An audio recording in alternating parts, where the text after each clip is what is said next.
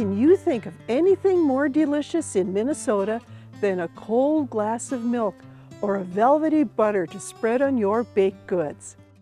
Whether it's baking for the holidays or adding a touch of flavor to an old family recipe, whenever I need a bit of comfort, Minnesota-produced milk and butter does the trick every time.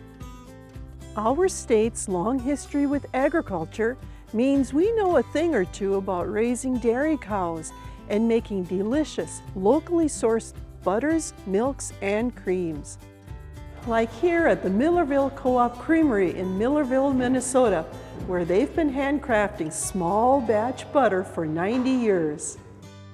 Cooked and pasteurized with care, the Millerville Co-op Creamery delivers hand-sliced and hand-wrapped butter to over 40 locations throughout the state.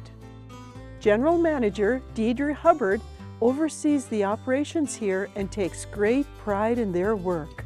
We are currently making about 44,000 pounds of butter a year. Everything about our butter is completely handcrafted. The taste is super unique, and that comes from our pasteurization process. So our slow, long pasteurization process gives it a sweet, unique flavor that other butters don't have. We've been making butter this way since the late 1800s. It takes us 3 days to make a batch of butter. Day one is pasteurization day, where that gives it its unique flavor. Day two, it's turned into butter and then placed into our Friday boxes. And day three, then it is cut, hand wrapped, and hand packaged. They do more than butter here at the Millerville Co-op Creamery. They have a farm supply business and auto repair center.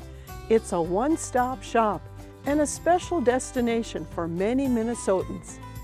Millerville Co-op Creamery is a member of Minnesota Grown, where you can find links and information about Millerville Co-op Creamery and other locally sourced dairy and agricultural products from across our beautiful state.